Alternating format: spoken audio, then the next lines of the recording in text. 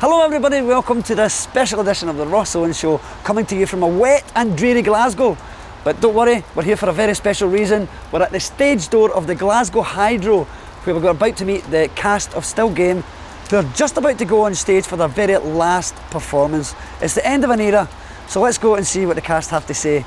Follow me. Hello, can we come in? Thank you very much.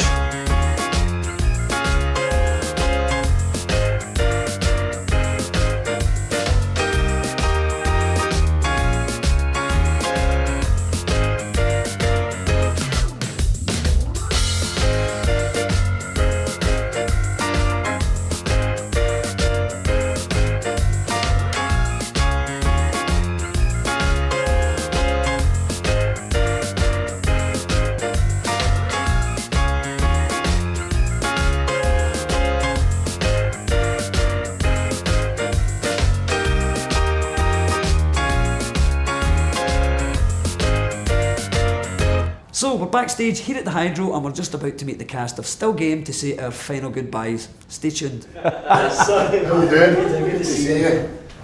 I think the audience probably didn't really believe us that it was the last Still Game show, but now that the word has got out what was happening in the story, they know that we're being, serious. We didn't actually say we were finished the last time because we weren't. So I don't know, I think they just got the idea that we were finished. Well, we're now. I've now directed 61 episodes and directed, where are we, 21 or 15, 30, 51 or 50 live shows, one show left. So it'll be strange, I think, There's a bit in the show that's really sentimental at the end with Jack and Victor, and that always chokes me up, and I think that'll really hit me tonight. So there is a definite ambience backstage. I think there'll be a lot of tears at the end, because it's been a long time we've been with these people, and it's been enjoyable, very enjoyable.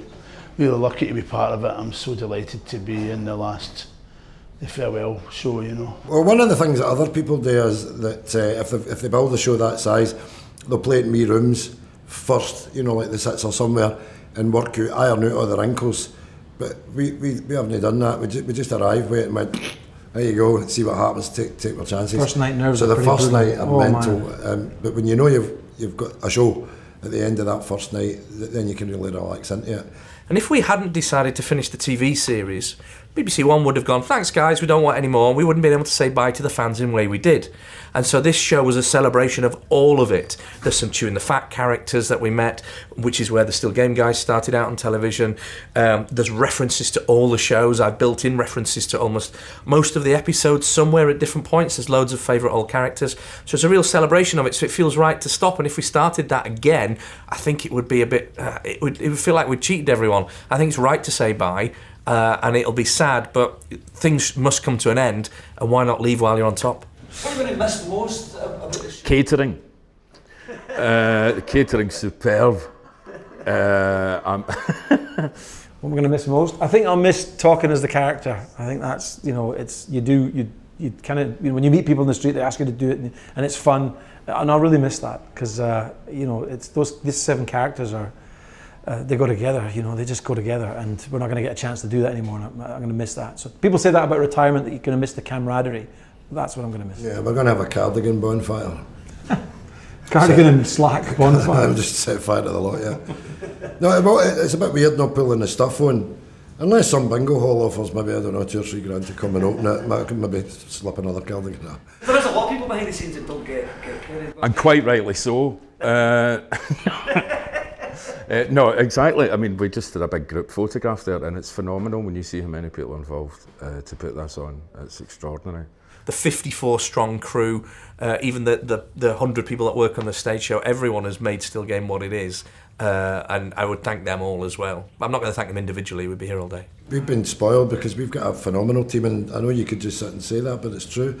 Everybody that works costume, the ensemble, wardrobe, props, everybody, the grips, everybody, camera, lights, we've got, and the comfort of being able to go and know none of that is folding at the back of you. It's all there for you. The same makeup people since the beginning of the show as well, you know, and they're absolutely vital because they know exactly what they're doing, how to do it, how long it takes.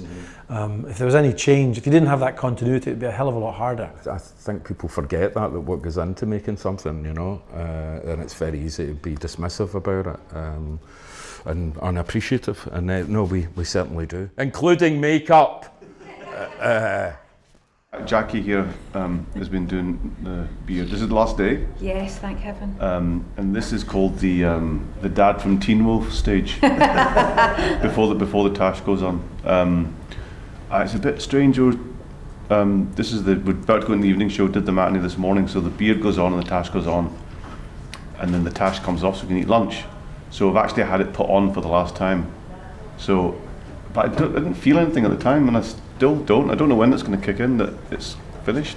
But knowing it's not going to be there next year, that'll be weird. And knowing I'll never hear Tam go, oh, mummy, daddy, or whatever again, or that's plenty, Jack, or all those great moments you get in Still Game. I think that's the thing that'll hit me most, probably.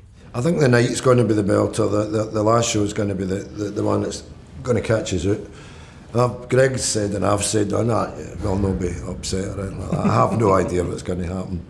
But episodes are sort of, you know, stuff the character got up to. Do you have a favourite episode that you did? I mean, the one that's most quoted is the leg going out the window, right? Everybody talks about that episode. It's a very funny gag as well. But I quite like the empathy and you know that play in that as well, which cuts through it all. And people love watching that, you know, because I've, you know, even on here, you know, you hear the awes, people, you know, because they love the fighter. And Winston, you know, that's right. They root for that as well. And so things like going to Finport and you know, them coming back to get us and all that kind of hero stuff is really, really good to play, you know. We've been really, really lucky, the people that have been involved in this show and the people who have passed through the doors and guests we've had some just amazing human beings, not just actors, you know, just good people. And yeah, I'll miss that. Yeah. They're fantastic, and they've touched us all, you know. No, it's a family, you know, and it's great. And you know, we bicker and do all that shit like families do, but we have a great time. It's a good laugh. And don't leave each other anything in our wills or anything like that, like families do. Yeah, exactly. In all seriousness, I would say to Ford and Greg, thank you for trusting me with your words over the last 20 years, because I've taken every single one of their words and put them on screen. And for us three to work together in that creative collaboration for that time and still to have it's a very rare thing to have a director on that time. So I'm enormously privileged, and I want to thank them properly for just letting me into that world and letting me take that on board and trusting me with it and then accepting a part of it. So thank you, really. Yeah, I mean, I just think Ford and Greg are modern geniuses. I think, you know, you've got guys like Morecambe and Wise, and then Ford and Greg have to be held in that regard. I think they've brought these characters to life over the years, and actually people in this country just feel like they know them. And I think to do that with anything, whatever it is, whether it be music or anything, like to have such a palpable love and generosity from the crowds and the fans, you know, that's testament to how good it is. And these characters are so rich. People know the backstories, people care about them, they invest their time into them. And I think, you know, that just, you know, they're just good people. And you know, I think the secret to the core cast is you've got 7 people there who undeniably have funny bones, right? That everybody is brilliant at their job. Everybody. And Ford and Greg obviously facilitate that with the brilliant writing. People are very keen. People come here with great anticipation for a show they love. They're not coming to find out, what's all this about? Who are these? They're coming knowing everybody. Yeah, that makes it much easier. That's what makes it easier. Not easy, but they tune in and they take it with them, you know, they love it. There are some people holding up signs saying thank you and 2 pints prick, and you know, they're clapping us, and all the people at the front are mouthing thank you, and it's not thank you, it's thank you for the show, but it's thank you for all those years of love and loyalty, and you know, it's just beautiful. And it's, do you know, it's lovely to see that they love the old stuff, and yet the characters like Methadone Mick comes on, and Chris, the Postie, they love all those characters as well. Karen, who's not been a part of Still Game, but she's tremendous. They're so welcoming. They're like that. Yes, Karen Dunbar. It's brilliant. I think there was something going on, and you know, in the heavens that these funny bones all came together. and just kept going and going for 21 years. All the characters are so adored is the authenticity, and that doesn't just come from writing the acting. That comes from the whole package, and Naveed absolutely looks the part, and that's down to the look, that's down to the costume and makeup, and so it's a massive help. I mean, they're arseholes, but they're talented. No, it's been a long journey, but there's been a huge amount of laughs and a lot of things happen to individuals and stuff like that. So it's been a big long journey, but we're having a happy ending, as they say. Yeah, we didn't, after the TV show ended, because it ended in a poignant way, we didn't want this to be, people sitting there with their hankies out the whole show, because it's a Hydro and, they want to come and have a good time. It's a night out. It's a different kind of show, isn't it? Hankies out. Hanky out. That is a different kind of show. We were determined to give them go out with a laugh, and hopefully that's what we've done. So this is more, it's a celebration and a party, and it's fun, and I see it as a big it's like a big bumper comic, a big kind of summer special that you used to get when you're a kid, and it's a best of. So you've got lovely bits from Tune the Fa and Still Game, and it's all singing, all dancing, kind of big hoolie. So by the end of it, it's like, yes, and so yeah, it's a chance for us all to say goodbye in the best possible celebratory way, I think. People have said to me about 100 times this week, I swear to God, I mean, that I grew up with it. It's part of me. I grew up with the show, and Greg Hempel's really good, by the way. He is a very fine actor. I love him. I think he's good, actually. Your type is impeccable. One of the luckiest men in Scotland. I mean, he would have been working in a butcher's if he didn't write Still Game. Oh no, what's happening here? I'm getting sabotaged here. How can you sit there with horns on your head and try and keep a straight face? Is the battery still going in that camera? How long have you been in here? It finished half an hour ago, they're too shy to tell him. Right, okay.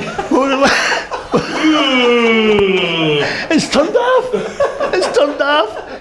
When we did the first live show, obviously it couldn't be so far removed from what people were used to that it would break the format, do you know what I mean? But this is the third one now, so I think Ford and Greg have, for the third time, have written a very clever show that's very inclusive, but this time is the most theatrical one. And it's been an utter hoot. But we decided quite early on that it was a character thing that Naveed couldn't carry a tune in a suitcase. So I find it easier singing as Naveed as I do myself. It ends up coming out as somewhere between, I don't know, Nick Cave and my dad. The bit from, because when you're in it, you're in it. So it's like you're in the Klansman, you're in that world, you're not thinking about it. The hardest bit for me, and it won't just be tonight, it's been every single show that we've done, is when we take our bows at the end. I've really been crying. In fact, we were getting slagged tonight because Gavin and I are probably go off after Ford and Greg. We will not go off. We're standing waving. Oh, thank you. But no, it's the best feeling in the world, and tonight will be extra special. But I thought I would feel upset, and I actually feel really excited. I think we've done everything that we need to do here. 50 shows in 5 years, 51. 11,000 people a show. There's no, if only we did, if only we could. I think it's a natural, feels like it's a natural end to this year, and that's good, and that's positive. So the feeling's up, as you say, it's an excitement. It's exciting. For me, my favourite memory is first live show coming out for Isa's dream sequence dressed in full Bollywood outfit. Because the beauty of that for me is that people don't know it's coming. They saw Rocky Mushroom Soup, something's going to kick off here, but they don't know what. They don't know it's going to be a full Bollywood dance sequence with me dressed in, full Indian suit. So just the way it's staged, I come on stage left on this moving staircase, and I just see 10,000 pairs of eyes go, what the? So I got to see that 21 times, and that was a joy, because I know what's going to happen, and they don't. So that's lovely. We went to Canada one year. We went to Toronto, which was magic, because we would never in a million years have thought that the BBC would have funded us to get in film in Canada, but they did. And that was purely on a wish list, because Greg and I had been to Canada with Still Game the play way back just after the Edinburgh Festival, so to get back on somebody else's cheque was a great thing. There's a bit when we're in Canada when they were talking about ice hockey, and he said it's very tame, very poor, and that always makes me laugh, and I use that now in modern language at home when something's a bit rubbish. Oh, that's very tame, that's very poor. So, and I remember walking past a school playground one day and hearing a kid shout, "Back off, you spooky bitch." And I remember as a kid quoting not the 9 o'clock news or Monty Python in the schoolyard, so to hear my work being quoted there, I haven't written it, but that I've directed it, and people talking about scenes, the Potter Pish, the Timpsons boys. So it's little moments throughout that I absolutely love. I don't have a favourite episode, I have favourite moments throughout all of them. I like to think about the supporting cast, because you get in an episodic show, you've got your core cast and you have to have guests of the week and all that, and the number of people that have passed through the show and they tell you when you meet them, they say, oh, I get that all the time, people shouting at me from being in one episode. So I love to think of that body of people, and all the characters' interactions with them and all that. That's what I'll miss. I've loved it. It's been a gift, it's been a joy, it's been a privilege to play that woman and be with those boys. And I've said it a million times, but they're like my family. I would do anything for them. Especially Ford and Greg, they're just a couple of lucky bastards. Right place at the right time. Aye, the right place at the right time. They would have had no chance in any other field, the two of them. A big part of my family's life, and I'm sure a lot of people from Paisley, Glasgow, similar west of Scotland. So it was a real honour and privilege to be asked to come and join this kind of wonderful, wacky, sometimes scary family. I remember being at a concert and I was trying to watch this band at this festival, and a guy came running up to me and said, oh mate, excuse me mate, are you Bobby? I go, aye, how you doing? He said, oh man, do you know you are my sixth favourite character in Still Game? Cheers mate, I didn't know you had a league table of favourites, but that's pretty low down in the league table. Yeah, they wrote a lot of good stuff for me. I mean, the Jim Watt is my favourite with me. Yeah, it was just brilliant. It was great. I remember Ford wanting to get the gloves on and box with him in the ring. I'll never forget that. He had sparred with Jim Watt, and I was in the scene and I never got to do that. I was dying to do that, but I watched him sparring with the great Jim Watt, and it was just brilliant. What a thing to say, When they go to bet on Bobby and they say, he's a wanker, and I'm like, he's a wanker, but he's our wanker, and that kind of sums Bobby up, I think. That, and for the rest of my days, I'll be called a prick. So, thanks for that, boys. Thank you too, Jane. So all the best. Thanks, bud. Goodbye now. Thanks for bringing Stevie the Bookie alive. Thank you, Ross. It's a pleasure watching you, my man. Thanks. See you later. Brilliant. Cheers. Thanks a lot. Well, I was wondering what you were putting your horn out there for, Ross. I'm not putting it in there. Listen, you started this as a stage show, you brought it to an end as a stage show. I think that's beautiful. I just want to say on behalf of everybody in Scotland, thank you for bringing us Still Game. Thanks, man. Thanks, Ross. Cheers, man. Thanks.